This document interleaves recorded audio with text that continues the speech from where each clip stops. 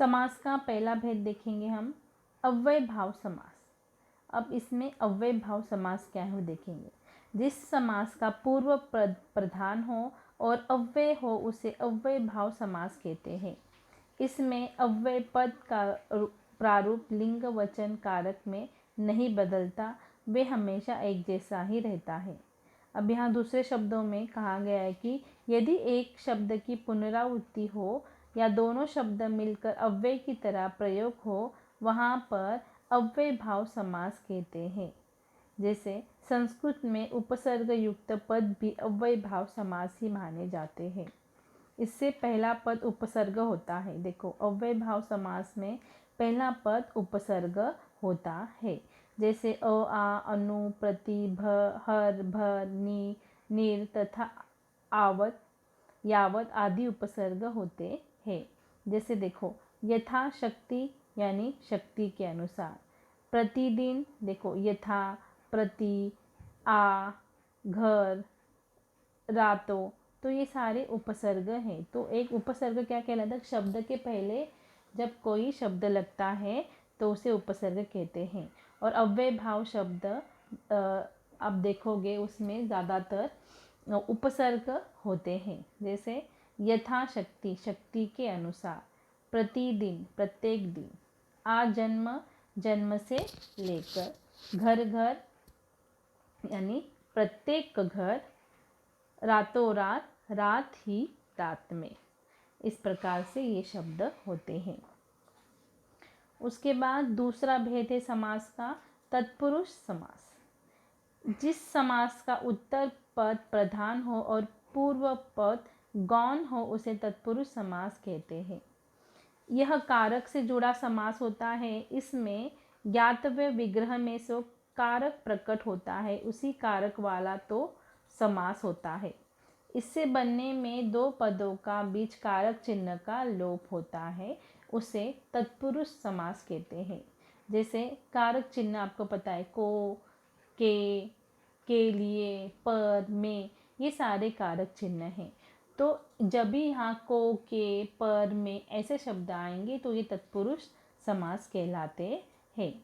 इस समास में साधारणतः प्रथम पद विशेषण और द्वितीय पद विशेष्य होता है। और द्वितीय पद अर्थात बदलावे पद के विशेष्य होने के बाद इस समास में उसकी प्राधान्यता रहती है। जैसे धर्म का ग्रंथ, धर्म ग्रंथ।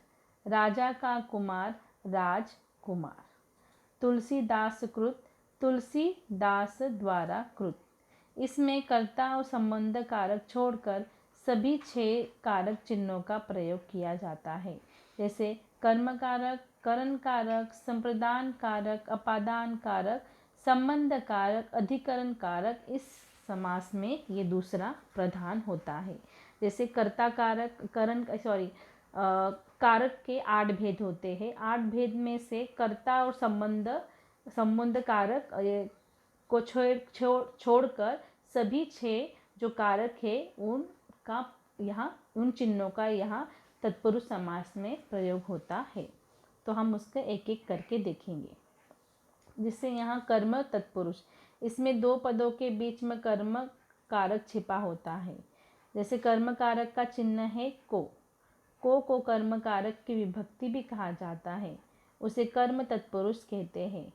को के लोप से यह समास बनता है। जैसे ग्रंथकार, ग्रंथ को लिखने वाला, ग्रंथकार। करण तत्पुरुष में जहाँ पहले पद में करण का बोध होता है, उसमें 2 पदों के बीच में करण कारक छिपा होता है। और करण कारक का चिन्ह विभक्ति के द्वारा और से होता है, उसे करण तत्पुरुष कहते हैं। और से के द्वारा के लोप से यह समास बनता है। जैसे करण तत्पुरुष का चिन्ह है से और के द्वारा, तो ऐसे कोई जब से और के का कोई बीच में अगर आपको शब्द दिखाई दिया तो ये क्या होगा? करण तत्पुरुष। जैसे वाल्मीकि चरित, वाल्मीकि द्वारा चरित। संप्रदान तत्पुरुष, इसमें 2 पदों के बीच संप्रदान कारक छिपा होता है। संप्रदान कारक का चिन्ह विभक्ति के लिए है, उसे संप्रदान तत्पुरुष समास कहते हैं। और जब हम समास करते हैं तो के लिए का लोप होता है यानी गायब हो जाता है। जैसे सत्याग्रह, सत्या के लिए आग्रह, सत्याग्रह। अगला है अपादान तत्पुरुष।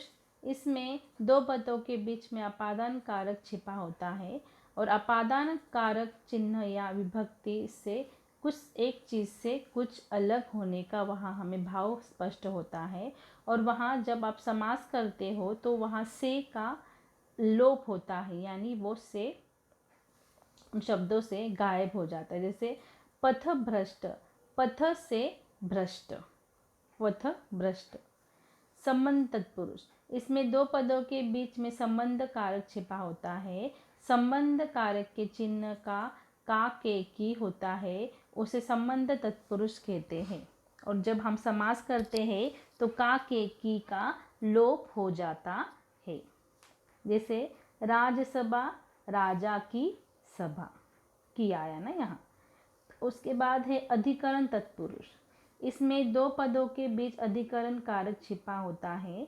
अधिकरण कारक का चिन्ह या विभक्ति में पर होता है, उसे अधिकरण तत्पुरुष समास कहते हैं। में और पर का लोप होने से समास बनता है। जैसे जल समाधि, जल में समाधि। तो इस प्रकार से ये तत्पुरुष समास के 6 भेद हैं और तत्पुरुष समास के कारक के ही वहाँ उन्होंने चिन्ह दिए हैं। और उस प्रकार से अगर आपको कारक चिन्ह कहीं नज़र आएंगे जैसे में, पर, का, के लिए, से, तो आप यहाँ तत्पुरुष समास इसको समझ सकते हो।